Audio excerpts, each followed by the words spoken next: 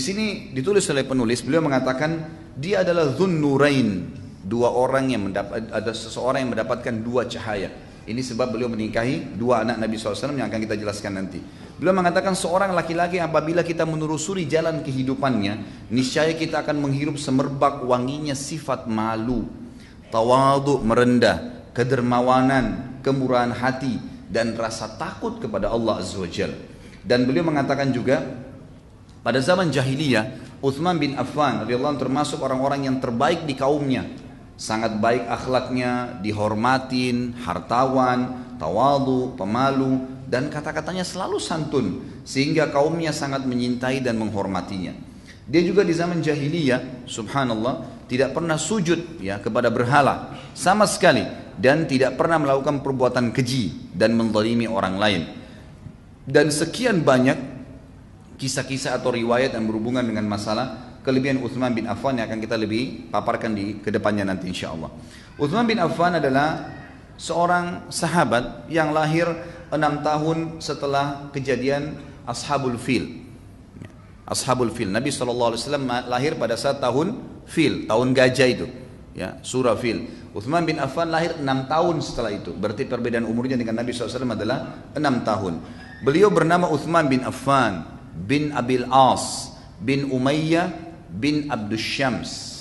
Utsman bin Affan bin Abil As bin Umayyah bin Abdus Syam bin Abdul Manaf. Jadi beliau bertemu dengan Nabi SAW di Abdul Manafnya, ya, di kakek Nabi SAW, bin Abdul Manaf bin Qusay bin Kilab bin Murrah, dan seterusnya nasabnya sama dengan Nabi SAW. Beliau memiliki kunyah, julukan yang biasa dipanggil, dan ini sunnah ya. Kalau seseorang memiliki anak laki-laki, maka dia memberikan namanya atau julukannya bernama Abu Fulan. Kebetulan anak pertama bernama Amr, maka dia katakan Abu Amr.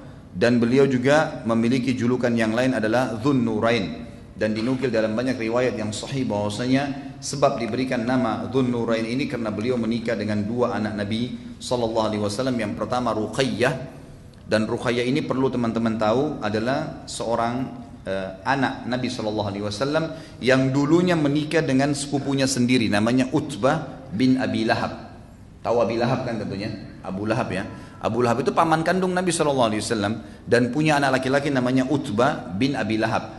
Anak ini tadinya baik gitu kan, dan akhirnya Nabi SAW waktu belum diutus menjadi Nabi menikahkan Ruqayyah dengan Utbah bin Abi Lahab ini. Tapi dengan berjalannya waktu gitu kan, Nabi SAW berbaisan dengan pamannya sendiri, maka terjadilah pemahaman-pemahaman seringkali terjadi dalam rumah tangga. Kadang-kadang kita lihat kalau tidak beriman kepada Allah Subhanahu Wa Taala, maka umumnya baisan sama besan ini ya saling pemahamannya keliru, salah faham. Abu Lahab ini sering merasa tetap posisinya sebagai paman, walaupun Nabi SAW sudah menjadi besannya. Nabi SAW sudah dewasa dan punya anak pada saat itu. Dia selalu merasa ingin lebih dari Nabi SAW. Itulah Abu Lahab. Maka pada saat Nabi SAW diutus menjadi Nabi, secara otomatis Abu Lahab pun harus tunduk dengan pendapat Nabi SAW. Ini yang membuat Abu Lahab tidak mau beriman. Dan akhirnya dia pun menyuruh anaknya Utbah untuk menceraikan Ruqayyah, gitu kan? Menceraikan Ruqayyah. Sebelumnya memang Utsman bin Affan dalam beberapa asar disebutkan sempat tertarik dengan Ruqayyah ini. Karena memang Utsman bin Affan ini teman-teman sekalian memiliki kelebihan fisik yang luar biasa. Beliau memang terkenal jarbu sama dengan Nabi SAW. Tidak terlalu tinggi, tidak terlalu pendek. Artinya memang sedang tingginya. Wajahnya sangat tampan, hidungnya mancung, giginya rapi, kekar tubuhnya, berjenggot lebat, kulitnya sawo matang, dan memiliki lengan betis yang besar. Ya, dan rambut beliau lebat serta jenggot yang lebat dimiliki oleh radhiyallahu anhu. Jadi beliau memang memiliki tubuh yang sangat kekar. Dan Ali radhiyallahu anhu sempat ditanya pada saat itu, dikatakan bagaimana atau beritahukan kepada kami tentang Utsman bin Affan. Dia berkata, dialah seorang laki-laki yang dipanggil di kalangan malaikat dengan gelar Dzunnurain atau pemilik dua cahaya karena menikahi Ruqayyah. Dan setelah perang Badr terjadi tahun 2 Hijriah, Ruqayyah meninggal dunia, lalu Nabi SAW menikahkan dia dengan Ummu Kalthum radhiyallahu anhum ajma'in.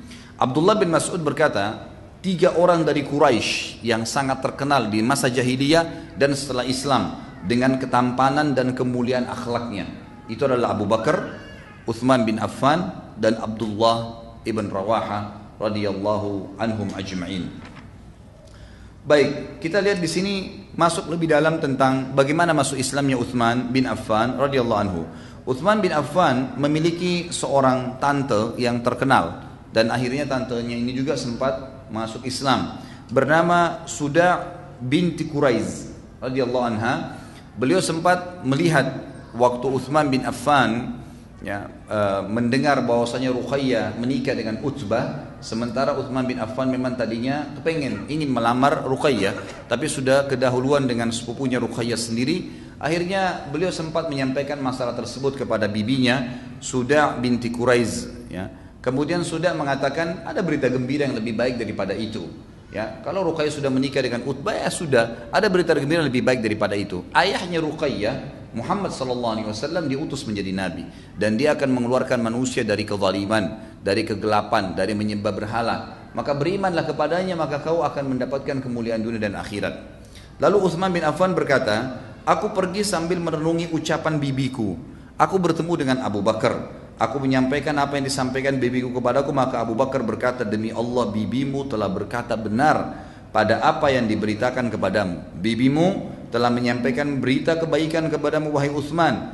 Engkau seorang laki-laki yang berakal, tegas, tidak samar kebenaran bagimu, kebenaran di samping kebatilan tidak rancuh bagimu.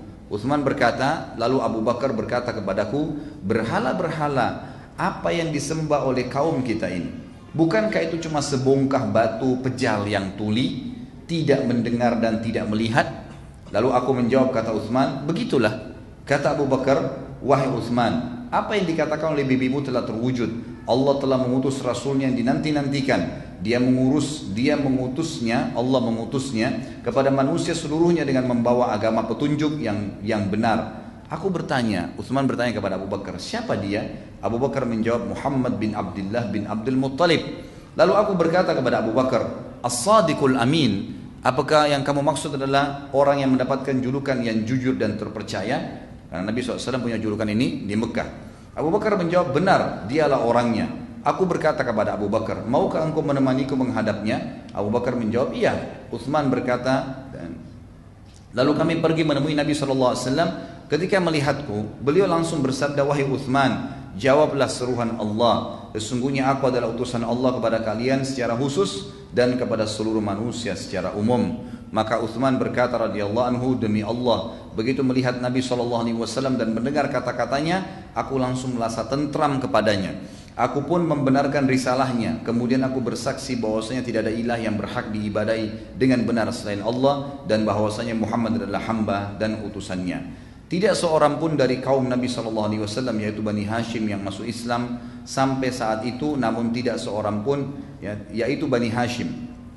Tidak seorang pun dari kaum Nabi SAW, yaitu Bani Hashim, yang masuk Islam sampai saat itu, namun tidak seorang pun dari mereka yang memusuhi Nabi SAW selain pamannya Abu Lahab. Sampai turunlah firman Allah Subhanahu wa taala surah Al-Masad yang sudah kita tahu, a'udzubillahi minasyaitonirrajim. Di sini penulis buku mengangkat itu, tabbat yada abi lahabin wa tab ma agna anhu maluhu wa ma kasab sayasla naran dzata lahabin wa imra'atuhu hammalatal hatab fi jidha hablum min masad. Binasalah kedua tangan Abu Lahab, dan benar-benar binasa dia, karena dia pamannya Nabi, dia tahu Nabi SAW, hanya karena merasa Nabi terus ponakan, gitu kan? Harus dibawa dia dan tidak mau mendengar perkataannya, maka tidak berguna baginya harta yang dia miliki dan apa yang dia usahakan. Kelak dia pasti akan masuk ke dalam api neraka yang bergejolak, dan begitu pula istrinya, pembawa kayu bakar, Ummu Jamil namanya, penyebar fitnah. Di lehernya ada tali dari sabut yang dipintal. Maksudnya memang dia pada saat itu menyiapkan tali-tali untuk dibakar dan diletakkan di jalan-jalan yang akan dilewati oleh Nabi SAW. Maka karena terjadi tadi seperti saya katakan perseteruan antara Nabi SAW. Jadi sebenarnya antara Abu Lahab, Nabi SAW biasa saja, tidak pernah membenci Abu Lahab dan tetap saja biasa. Dan akhirnya Abu Lahab yang menyuruh anaknya Utbah untuk menceraikan Ruqayyah.